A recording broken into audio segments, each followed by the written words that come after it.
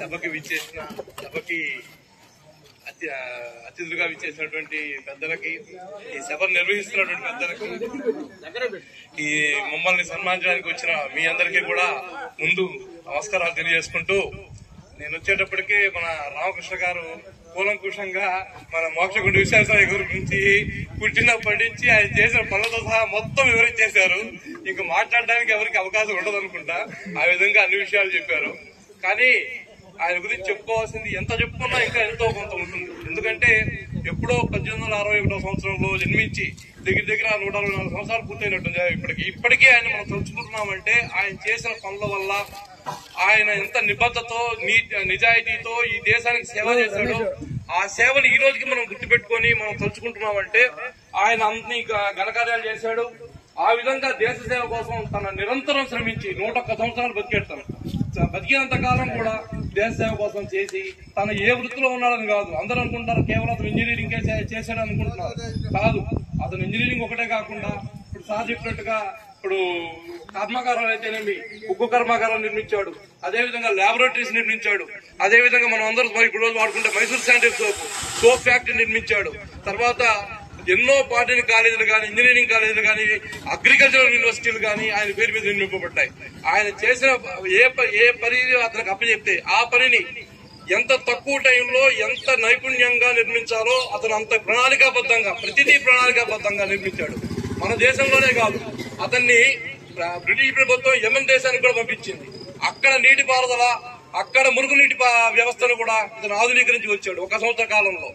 అదేవిధంగా సార్ చెప్పినట్టుగా అతను 23వ సంవత్సరంలోనే మన ముంబైలో మన పబ్లిక్ వర్క్స్ ఇంజనీరింగ్ అంటే ప్రజాపనుల శాఖలో అసిస్టెంట్ ఇంజనీర్ గా జాయిన్ అయ్యి ఆయన తక్కువ కాలమే పనిచేశాడు. దగ్గర 12 సంవత్సరాలు ఏమో పనిచేసినట్టున్నాడు. ఈ 12 సంవత్సరాల్లో ఎన్నో పనులు ఎన్నో చేశాడు అతను. మనం సార్ చెప్పినట్టుగా మన కృష్ణరాజు శాఖ ఈ రోజుకి మనం అనుకుంటున్నాం, ఆ డ్యామ్ లో ఆటోమేటిక్ గా వరద ఎప్పుడైతే మన ఫుల్ కెపాసిటీ అయితే రిజర్వాయర్ నిండుతుందో ఆటోమేటిక్ గా గేట్ లోపలైపోయి, ఆ వరద వల్ల ఎక్కువ వచ్చిన నీరు వల్ల ఆ డ్యామ్ కి ఎటువంటి ఇబ్బంది కలగకుండా ఆటోమేటిక్ గేట్ సిస్టమ్ అనేది ఫస్ట్ ఇంప్లిమెంట్ చేసింది అతనే. దాన్ని తర్వాత పూణేలో వాడారు, ఇంకా వేరే దగ్గర కూడా వాడున్నారు.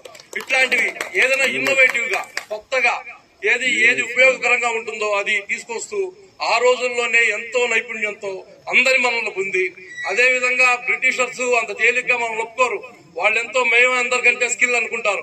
అట్లాంటి వాళ్ళ దగ్గర కూడా అతను అత్యున్నత పురస్కారం knight commander of Indian empire అనే ఒక బిరుదు ఇచ్చారు అతనికి. ఆ బిరుదు అనేది అత్యున్నతమైన పురస్కారం. అదేవిధంగా భారతరత్న ఇచ్చారు 1955లో. ఇట్లా పురస్కారాలకి అవార్డులకి అతను ఏ రోజు పొంగిపోలేదు. అతను నిజంగానే సేవ చేయాలనుకుంటున్నాడు, సేవ చేసి అంతటికే. కానీ ఈ వాటిని తర్వాత అతనికి వచ్చినవి ఇవన్నీ వాటితో ఏ రోజు పొంగిపోలేదు. సార్ చెప్పినట్టుగా ఒక కొవ్వొత్తిని వెలిగించినా కానీ గవర్నమెంట్ డబ్బులతో వాటిని కొవ్వొత్తి దీన్ని వెంటనే ఆపేసి ఇంకో మనిషి వస్తే వేరే కొవ్వొత్తి వెలిగించుకునేంత నిజాయితీ పరుడు. అంటే ప్రభుత్వ సొమ్మును రూపాయి కూడా నేను నా పర్సనల్ యూజ్ కి వాడకూడదు, సొంత వాళ్ళకి వినియోగించకూడదని అంత నిబద్ధతతో పనిచేసినంత కాలం కూడా పనిచేసి అందరి మెప్పులు పొంది తర్వాత దివాన్ గా పనిచేశారు. సార్ చెప్పినట్టుగా 1900 ఇప్పుడు సార్ 12 నుంచి 18 దాకా 12వ సంవత్సరం నుంచి 18వ సంవత్సరం దాకా దివాన్ గా పనిచేశారు మైసూరు సంస్థానంలో, మైసూరు రాజ్యంలో. ఆ విధంగా అన్ని రకాలుగా సేవలు అందించి ఈ రోజుకి మన చేత కొనియాడబడుతున్నాడంటే అది మనం ఇప్పటికీ గుర్తుపెట్టుకోవాలి. ఇప్పుడే కాదు, మన తరతరాలకి కూడా అతను చేసిన సేవలు తెలియాలంటే ఈ విధంగా అతనిని మనం సెప్టెంబర్ 15ని ఇంజనీర్స్ డేగా గుర్తించుకొని అతని మార్గంలో ఎంతో కొంతైనా మనం నడిచి మన ఊరికి ఏం చేస్తున్నాం అనేది కూడా ఆలోచించుకుంటూ ఆ విధంగా ముందుకు సాగుతామని కూడా ఆశిస్తూ ఈ అవకాశం నాకు ఇచ్చినటువంటి పెద్దలందరికీ పేరు పేరున ధన్యవాదాలు తెలియజేసుకుంటూ ఓకే. ఈ వాకర్స్ అసోసియేషన్ అందరికీ కూడా ఇక్కడ ఆలోచన నుంచి ఆచరణ దాకా పాల్గొన్న ప్రతి ఒక్కరికి అందరికీ కూడా ధన్యవాదాలు తెలియజేసుకుంటూ తీసుకుంటాం. Thank you. అందరికీ నమస్కారం. ఈరోజు సార్ మోక్షగుండం విశ్వేశ్వరయ్య గారి 164వ జయంతిని పురస్కరించుకుని ఈరోజు ఈ కార్యక్రమాన్ని ఏర్పాటు చేసిన మీ వాకర్స్ అసోసియేషన్ సభ్యులందరికీ కూడా నేను కృతజ్ఞతలు తెలుపుకుంటున్నాను. ఈ కార్యక్రమానికి మమ్మల్ని సన్మానించడం ప్రౌడ్ వెరీ వెరీ లాట్. మీరు ఎవ్రీడే కూడా మీరు చేసే ప్రతి ప్రోగ్రామ్ కూడా మీ వాకర్స్ అసోసియేషన్ చేసే ప్రతి ప్రోగ్రామ్ గమనిస్తూనే ఉంటాం.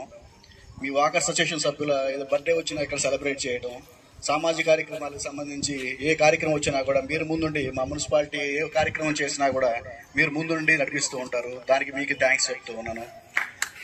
ప్రతి ప్రోగ్రాం కూడా సమాజంలో ప్రతి ఒక్కరిని అవేర్నెస్ తీసుకొచ్చే ప్రతి ప్రోగ్రాం కూడా మీరు ఎంతో చక్కగా నిర్వర్తిస్తున్నారు. నాకు థ్యాంక్స్ చెప్తున్నాను. ఈ రోజు మమ్మల్ని ఇక్కడ ఆహ్వానించినందుకు మీకు థ్యాంక్స్ చెప్తూ థ్యాంక్ యూ.